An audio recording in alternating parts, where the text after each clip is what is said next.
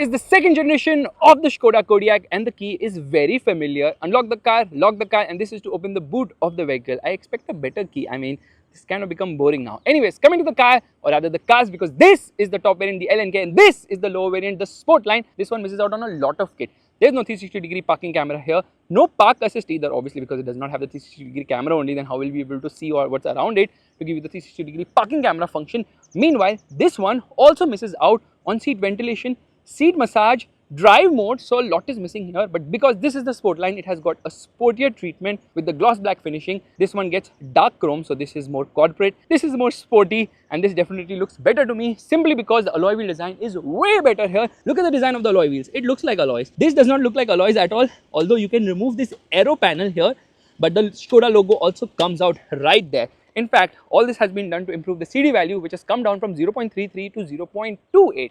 Now coming to the Sportline straight away, let's open the engine bay because it is powered by the familiar 2-liter TSI engine, which has not changed. There's insulation right here. In terms of design, it's an evolutionary design change. By the way, another feature which I missed out on the Sportline is the horizontal light bar which connects both the headlights, which is obviously missing here.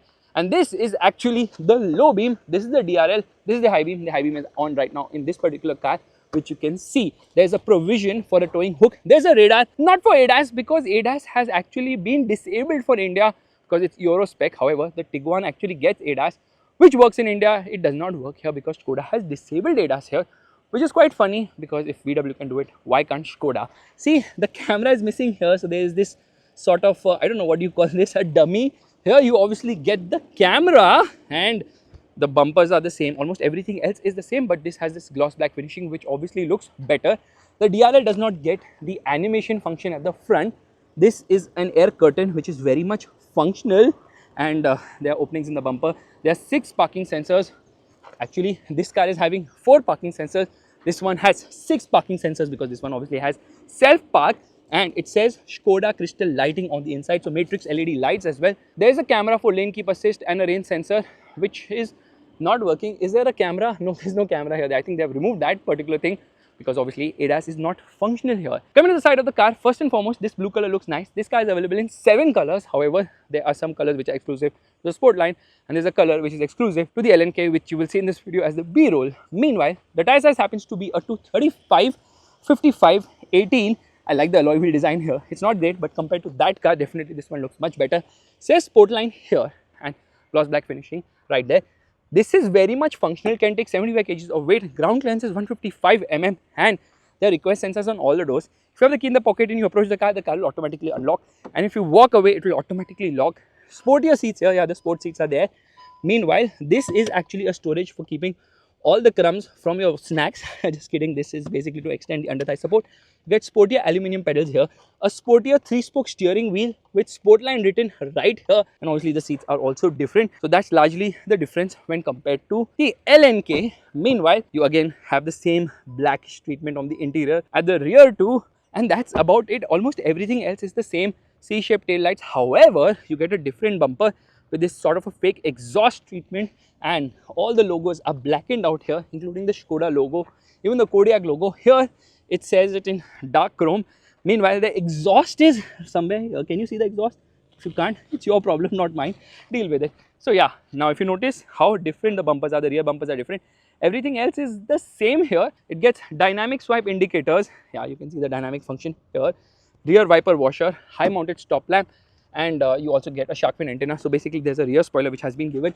There is a camera cleaning function for the rear camera, which is nice. And let's quickly open the boot, which is a powered tailgate. The Tiguan R-Line does not get a powered tailgate, so that's a bit disappointing. However, space here is better. It's bigger by I think 11 liters, and then when you recline the seat, it increases further. The last row reclined at 786 liters, which is big enough, and there's some storage space here.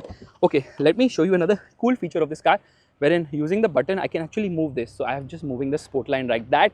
Yeah, this feature is now available in the Skoda Kodiaq. I am just kidding. I'm actually having someone drive that car. Obviously, the car cannot move on its own. Now, let's first quickly get into the rear, and then only we will talk about the boot, because then I want to fold the seats, obviously. So, rear seat, what am I saying? Rear seat space is actually impressive. This is the maximum legroom, that is the minimum legroom, because the seats recline ahead and behind, so they have the sliding function as well. and there's a pocket here for your smartphone, magazine holder here, and this is scooped out. Space at the rear is actually quite nice. Under that support is decent, not the best. Headroom is also good enough. There's a tablet holder here, and this thing actually comes out. You can remove this if you want. Yeah, Skoda lets you remove a lot of stuff, but there's this big hump, because of which space at the center part is not that great. Two USB-C charging sockets, by the way, 45 watts, so that's fast. 12-volt charging socket, 3-zone climate control, air conditioning, AC vents in the center, and turning them on and off is very reassuring. Height adjustable seat belts. There's a hook here, there's a handle, there's a light placement here on the top. Just touch to activate.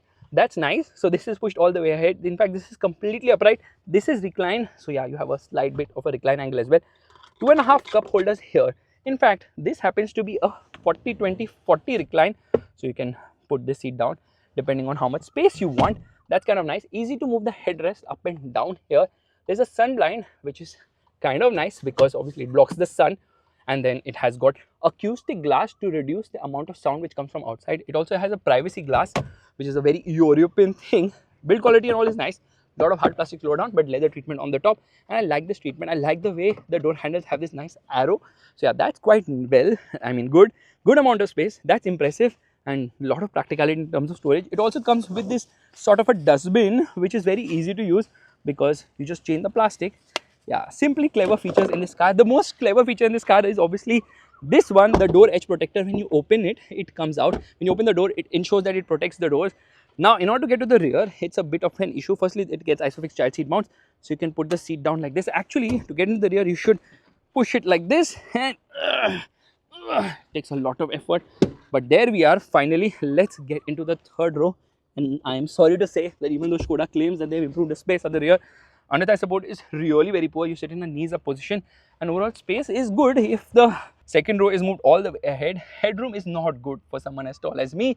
There are some pockets here to keep your stuff as well, and speakers here as well, and that is the seat belt too. So yeah, last row is still not as good as say what I would expect, because Innova really rules there.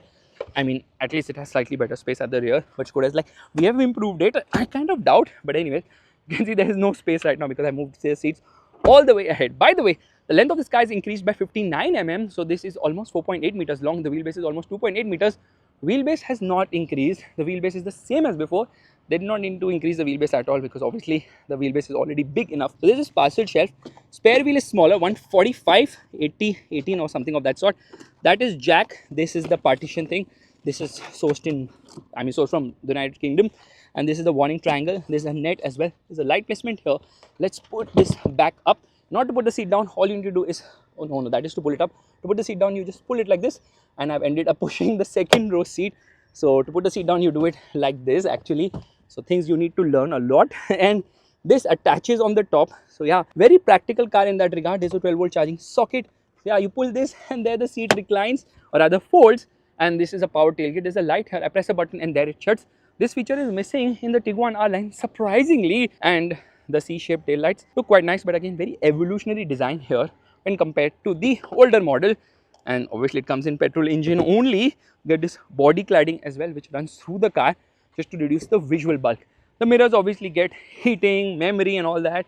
It says Lauren and Clement, the name of the founders of the company. Meanwhile, you get powered seats. Both the front seats are powered. It says ergo seat. In fact, it might be leather, but it is sustainable leather which has been recycled to ensure that the car is eco-friendly. See, aluminium pedals are missing here. You get a proper dead pedal. That's the electric parking brake, and those are the controls for the headlights. It says Kodiaq here, Kodiaq by Skoda. By the way, it also projects the Skoda logo at night from the outside rear view mirrors. So that's like the puddle lamps. And headlight washers have been removed with this generation of the Kodiaq, which is very disappointing because that was a very unique feature, a feature which Audi continues to offer because their cars are kind of old. So that's an old feature which is not coming to newer cars. I don't know why. And under thigh support is never an issue. This is the engine start button. The seats here are better, I feel, because they feel a bit more comfortable. And 2-spoke steering wheel instead of the 3-spoke. However, there are certain design changes here. If you notice, it has this sort of a treatment which looks better than all black for sure. And there's a lot of leather, so soft materials here. Canton sound system, 725 watt output, 13 speaker system. There's a ticket holder here which is very useful. This is auto dimming. It should have had a camera here. Light placement here on the top. Just press it to activate or deactivate. Get a mirror here along with a light. This does not extend at all. In fact, even the driver has a handle to hold on to. Let's shut the door. Shuts with a proper thud. So obviously the Skoda build quality reflects there. Now there's a lot of space here. First and foremost, you can shut this, and when you open it, you have two wireless charging pads which charge at 15 watt, and it has a cooling function so your phone does not roast. It says Kodiak here. This is so smooth. In fact, there's a lot of space here. Twin cup holders, another cup holder right here, and this is actually the screen cleaner which comes with the car, and there's a proper provision to keep it as well so it does not fly. Just do like this and then your screen is clean. This is again a simply clever feature, something you expect from Skoda. There's some storage space here. There are not one but two glove boxes, one lower down with a cheap first aid kit. This doesn't seem to have the cooling function. Meanwhile, there's one on the top as well, which is this one, which has a manual which is not very big. I'm surprised how come this has a very small manual compared to the features of the car. So this is like only 180 pages big, which is kind of disappointing because obviously this car's features are so many that 180 pages would not suffice to learn about the car. But yes, two glove boxes, which is such a nice thing. This car has got 9 airbags. There's no heads-up display, which is obviously there in the Tiguan R line. And what they have done is they've moved the gas selector here on the right side. A very Mercedes-like thing to do. They should have not been the Skoda lettering here. It should have had the Skoda badge. I don't know why Skoda is doing such things. And height adjustable steering wheel, which is both adjustable for reach as well as rake. Cruise control function, which doesn't really work because when you click it, it says adaptive cruise control not available, because Skoda has obviously disabled that in this particular car, because they're like, no ADAS for you. Let us first learn about ADAS. Let's open the panoramic sunroof, which is massive. Well, that's what she said. This has some sort of a coating to prevent against UV rays, and it is very big. It brings in a lot of airy feeling. Thankfully, the Sportline also gets a panoramic sunroof, which is a nice thing because most people anyways opt for the LNK because it has more features, like which I'll show you in a bit. Let's open the glass, press a button which is very touch type. Okay, this is a very touch type button, and there it opens. Okay, it brings in a lot of airy feeling. It's a bit slow, and there it opens even further. Okay, it opens really very big. This is the wind deflector. Let's shut this. A nice swipe, and there it shuts. Anyways, it will take its own sweet time to shut. The quality of the cabin is actually very impressive. You have got two USB-C charging sockets. Again, this is 45 watts, so that is fast enough. And there is a USB somewhere here as well. There it is, which is for the dash cam. That's again a very nice and nifty feature, simply clever. Tweeters are placed here. Now, this is a 10.25 inch screen, which is obviously the instrument cluster, which you can browse through because there are multiple modes for the instrument cluster. So it says ready to drive. I agree to that, and there you can change it. So there's a full map view. There are like multiple modes here. Just flick a button and then you can change it. In fact, you can change a lot of stuff here. So there you can see I can change the multi-information display as well. Just need to tap this button, and it's a very reassuring button because it has this knurled finishing as well. Meanwhile, this is obviously for the audio controls, and this is for voice commands. The plastic paddles feel a bit cheap. I expect metal paddles and I expect better paddles. It says Lauren and Clement right here. Steering feels quite light, which actually brings me to the screen, which is a 12.9 inch screen. By the way, the Tiguan R line has a 15 inch screen, which is a bigger screen. And here you come into seats, and you can come to massage. Yes, it has got massage functions. There are actually 8 massages. So there are 10 chambers inside, which obviously activate the massage. The Tiguan R line has only 3 massage functions. So yeah, we have got more massages here. This has Apple CarPlay and Android Auto, both of which work wirelessly. It has something known as Emma, which is the replacement of Laura, which is like the assistant for this car. It has got connected car tech as well. You have a lot of information here. It will show you the steering angle. You can change the displays here to see a lot of information as well. This screen is very slick, and then this is for the drive mode. Come into the drive mode. Oh, this is probably the mode. This is obviously for the assistant systems, which is basically attention assistant, drowsiness monitor. That's about it. This is for the parking function, front and rear parking sensors. This is the 360-degree parking camera. Resolution of the camera is very impressive. Yeah, this is an amazing camera, just too good. And then here you have got ambient lighting, and you can change the colors. There are a lot of colors here, so you can change a lot of stuff, and you can come into mood. When you do that, you can decide some preset colors as well. I'm going to come into race because race is so cute. And the car is shut off. Yeah, car is shut off. It got bored of my yapping, it shut itself. This menu has these widgets, which is actually good. There the car comes in, and then you can see a lot of data as well. So that is something you can spin, and on the interior front also you can spin it. Okay, I think it shows me the Sportline right now, driving data, interior, and all those things. So yeah, this menu is actually amazing. There is obviously the off-road menu, which shows you off-road data. you can change the displays, you can get a lot of stuff here. So they've spent a lot of time actually making the screen. It's very slick to operate. In fact, it has got inbuilt navigation, which is also fantastic. Look at the quality of this. This is just amazing. Yeah, I really like the way this has been done. And it's just telling me what is the overall software OS of this car, which brings me to the smart dials, because everything is aligned on the touch screen. Skoda has done something which is simply clever. Now this is obviously for the 3-zone climate control air conditioning, 2 zones at the front, 1 at the rear. So here you can operate the temperature, and if you hold it inside, you can come into seat heating, and press it once again, you can come into seat ventilation. That's not it, you press it again and then you can come to the temperature. How do you operate the fan speed? Like this. But what if you press this in the center? Then you can come to the next possible menu here, which is basically for the drive mode. Okay, no, for the climate control air conditioning, yeah, the fan speed or whatever the temperature, and then I press it again, then I come into the volume, and then if I press it once again, I can come into the drive modes. So yeah, that's kind of cool. This is configurable. I can put 4 functions here, the total 6 functions like map, zoom and air direction. So all these things you can do simply by using these smart dials. VW also has it. It's in the center for volume and drive mode. So they have 2 functions there. There are 4 functions here. So Skoda is being a bit more advanced. This is obviously to lock and unlock the vehicle. Meanwhile, let's come into reverse. This is the reverse parking camera, which I've already shown you right now. But as soon as I come into drive, does it show me the front camera? Yes, it does, which also has got adaptive guidelines. And then I can change the view of the camera if I want. Yeah, that is another nice view. So let's quickly do one thing. Let's turn off the car, and as soon as I do that, just notice it says got everyone out of the car. And then when I open the door, the seat actually moves behind, shows me exactly which door is open. Let's shut this, let's turn on the car. Turns on with a lot of smoothness, and then it tells me vehicle ready to be driven. Switch off the ignition before leaving the vehicle. That's very thoughtful of you. Seat moves ahead and behind. So yeah, a lot of things, they work very flawlessly. But this is soft. Actually, they've put a material on top of this to make it soft. I would have expected it to be really hard plastic, but no, this is a Skoda. They have thought through that as well, which is kind of cool. Let's shut the car, let's get out, and let me try and open all the windows by pressing one button. So here we go, press a button there, and if I keep this button pressed, will all the windows roll down? Yes, all of them roll down, including the opening of the sunroof as well, but the sunroof is just tilting. It doesn't really open as such. So yeah, the Kodiaq LNK is the better one because it has got drive modes, and that's the reason we're going to be driving this one. So I can go through the drive modes as well. Let's go. Alright, it's time to start driving. We'll come into the navigation menu here. Let me turn off the air conditioning, which by the way, I cannot turn off from here. So I have to press this in set, then come into the climate menu here, and then come into the smart climate. Okay, it's getting a bit messy right now. Yeah, we need to navigate somewhere just randomly so that we can see some navigation data and to see how the navigation actually works. So bring me to the climate menu here and let me turn off the air conditioning. Well, air conditioning was already off. I feel so stupid. Come on, why the touchscreen not so responsive? Maybe because of the fingerprints. Thankfully, I can clean this right away. That's kind of nice.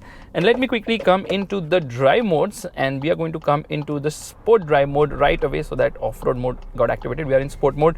Stop start system, let's turn it off. Let's come into sport mode. We're already in sport mode. Actually, the thing is that it has got auto hold function, which was activated. Left foot on the brake, right foot on the accelerator, hazard lights off, revving the motor. Where's the launch control, bro? And off we go. Oh, little lethargic off the line. Upshifts at around 6,000 RPM. Yeah, it's saying 0 to 110.4, which is a lot. I don't know why there was so much struggle getting off the line right now, but the previous car was much faster. We'll do a proper run ahead as well. So the engine has been carried over. It's the same 2-liter 4-cylinder engine known as the EA888, which also powers the Tiguan R line, the one which actually launched in India, by the way, and obviously the Superb, and then a lot of cars from the VW group, including Audis. Yeah, this is a fantastic engine. It's very smooth, it's very refined. It's become smoother now in this particular version of the Kodiaq because of better insulation. Now this engine produces the same 200 horsepower and 320 Newton meters of torque. Power delivery is very linear. It's very smooth, it's very refined. Mid-range pull is nice. Turbo lag is well contained because the engine has been configured in a way that it doesn't push you back into the seat, but gets the job done, pulls hard and strong nicely. So yeah, this is a fast car. Top speed should be around 210 kilometers per hour, 220 kilometers per hour actually. I have topped out the older Kodiaq on the Natrax high-speed circuit, and trust me on this engine is underrated and understated in the sense that It doesn't have very shouty numbers because XUV 700 also makes 200 horsepower, huh? So I would expect 265 horsepower in this car, which is there. With the Octavia RS as well as the Kodiaq RS, performance is very smooth. It gets a little loud in a good way, in a sportier way once you get past the mid-range, and the steering has good amount of feel and feedback too. It's light at low speeds, it does weigh up well at high speeds. So around the corners, obviously you feel a lot of body roll because of the weight of this car, which tips the scale at around 18-20 kgs, 5 kgs more for the LNK when compared to the Sport line. And this LNK is actually known as the Selection LNK. LNK stands for Lauren and Clement, the founders of Skoda. Anyways, ride quality is good, but there's a big disappointment here.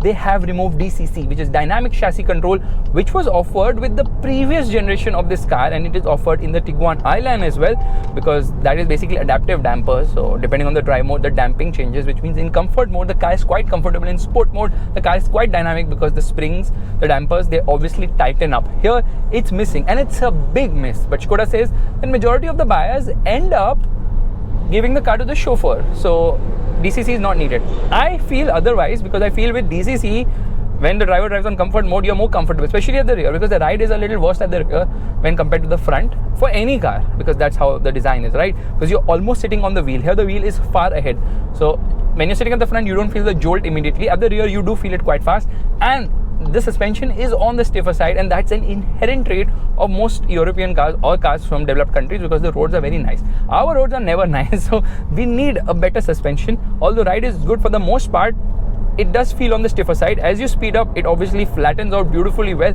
and becomes amazing, and I will rate the Tiguan R-Line's ride better only because of the adaptive dampers, the DCC, which I shouldn't have been missing here. Anyways, the car's insulation levels are fantastic, ride is good, handling is decent. Obviously there is body roll, you don't expect this car to go hard and fast around corners, but the RS will get DCC with 2-chamber adaptive dampers with 2 valves and whatnot. It's a very advanced suspension. I have driven the Kodiaq RS, and trust me on that car drives very different to this one, just because it has a better suspension. That's how much of a difference the suspension makes, even though lower profile tires. Okay, I drove it in Croatia, which has really smooth roads, so I'm not the right person to comment. Now, what I feel is that Skoda has focused a lot on features, yet somehow managed to remove certain features, like headlight washers are gone, but at the rear now they had this head support which you could remove from the side. That has also been removed, which is quite surprising to me, because I was like, why is that not here? That's kind of weird. Anyways, this car has got an umbrella holder. It comes with an umbrella. The LNK comes with an umbrella. The Sport line does not come with an umbrella, because the Sport line is obviously less on features. The horn is decent. It's loud. It's a Skoda horn in the real sense. And let's do the wiper test as well. There it does the spray, quite a lot of spray. Now you have a sport mode here for the gearbox, so you just select it once again and you come to sport mode. Yeah, it doesn't push you back into the seat. More power would not hurt anybody. What kind of a tone was that? More power would have not hurt anybody, which actually brings me to the fact that they replaced the diesel with the petrol, but they needed more power because the diesel's torque made the diesel quite fun to drive. This is made it to a 7. I'm putting my hand here as if the gearbox or the gear lever or the gear selector is here. It's not, it's here.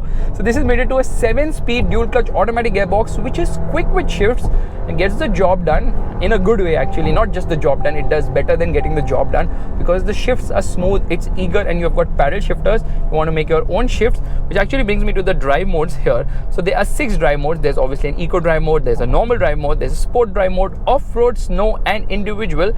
In individual drive mode now you can configure a few things like how you want the engine performance to be, and yeah, this smart dial thing now can get a bit confusing unless and until you get used to it, so that's something I need to get a hold of. Now we come into drive mode. We will again come into the sport drive mode. So what all these things change, so it has an electronic differential lock. It can make changes to that, it can make changes to the steering wheel, it can make changes to the engine and the gearbox, and that's about it. Nothing more than that, because obviously adaptive dampers are not here in this car, guys. There are no adaptive dampers, period. So performance is smooth like you would expect, but it doesn't set your pants on fire. It doesn't need to, because at the end of the day, this car is more oriented towards comfort, and it has got all-wheel drive, which means that it's capable off-road. It has got underbody protection as well. Ground clearance is decent, but it's sort of a soft road and not a not a hardcore off-roader like say its immediate rival, the Toyota Fortuner, which obviously bounces a lot more. So the ride is better than the Fortuner, the handling is better than the Fortuner, but this is not as capable as the Fortuner. And Fortuner ka rutba jo hai na, that is not here. It cannot be, because this is at the end of the day a more front biased power delivery with a monocoque platform. Okay, let's come out of this menu. Let me press this particular button, and here it shows me what is the wheel angle like, which is kind of cool. Drive mode is sport. It has hill descent control. Let's turn off the ESC system completely. So ESC sport and TCS off completely. Now we are going to launch it, and hopefully it does a better job, because I'm not impressed by the timing yet. Left foot on the brake, right foot on the accelerator. Hazard lights off. Revving the motor. Launch control program active. 4000 RPM and off we go. I feel some sort of a resistance here. It's not so free revving as I would have expected it to be. 0 to 100 km per hour takes 8.5 seconds, which is not bad at all, but it seems to have slowed down when compared to its predecessor because of the added weight. And even though it is more aerodynamic, I'm quite surprised it's not as fast as it was earlier. So launch control gets activated when you turn off traction control, which is a bit weird. Now this car will return a claimed fuel efficiency of 14.86 km per litre as per ARAI. Obviously ARAI smokes I don't know what, that they are able to claim tall numbers for other cars, which means this is also very optimistic. So in the real world now, do not expect this car to return more than 8 to 9 kilometers per litre when you're driving it very sedately. That's the old Kodiaq right in front. When you drive it aggressively, expect numbers to go below 6-7 kilometers per litre, which I can assure you, because that's how petrol engines drink a lot of fuel, and that's why diesel is important with an SUV, and they are getting the diesel back. Okay, it has a 62 litre fuel tank, so diesel is coming back hopefully in the next few months, but it will come as a CBU, and the RS will also come as a CBU, because they cannot assemble the diesel engine in India anymore. However, this particular car is assembled in India via parts and components, sort of a CKD operation, which is one of the reasons why the pricing is a lot more aggressive when compared to say the Tiguan, because the Tiguan comes in via the fully imported route. Yes, the Tiguan is a CBU. Let's just change these displays, because there are a lot of these options here, which is very, very cool. But come on, we could have got sport displays as well. By the way, this car has this function wherein if you come and dance behind the boot, now it will automatically open. So you just need to wave your foot below the boot and it will open. So that's a feature which has become very common, obviously. Meanwhile, in terms of warranty, Skoda is really focusing on giving a better overall ownership experience to customers. So what they have done is given this a 5-year warranty with 1.25 lakh kilometer being covered, and you can extend that up to 8 years, 1 year at a time. And then this car comes standard with 1 year service package, which means that for 1 year you have to pay absolutely nothing for the service, and you can extend that to up to 4 years. So again, that is a lot of peace of mind. And this has a 10-year roadside assistance as well, 6 years anti-corrosion warranty, and 2 years paint warranty as well. So yeah, in terms of the warranty and all, Skoda is doing a great job. But as I see it, this is a car which will appeal to those who want something which is easygoing, which is chauffeur driven, and which obviously doesn't necessarily have to put your pants on fire, because that's something which the RS should certainly do. Okay, getting a bit bouncy here. The brakes are good. Yeah, the brakes are very good here, and that's something you would expect. But I wish the engine was more faster revving. I wish it redlined more than 6,000 RPM, because it shifts at just 6,000 RPM. Look at it go. Yeah, that is impressive, because at the end of the day, German engineering or European engineering at its best. But which car would you buy? Would you buy the Tiguan R-Line or the Kodiaq, or would you just opt for Rutba with the Fortuner? The Fortuner is really very old, can't even compete with such cars which are so better in terms of engineering, in terms of ride, in terms of handling, in terms of refinement. But the Fortuner has the all-important powertrain, a diesel engine. It also comes with a petrol engine, but the Fortuner gets a diesel engine. And if Skoda really wants to sell a lot more cars, they need to get the diesel ASAP, because the diesel is a freaking diesel. The Kodiaq is hugely impressive. There's no two ways about it.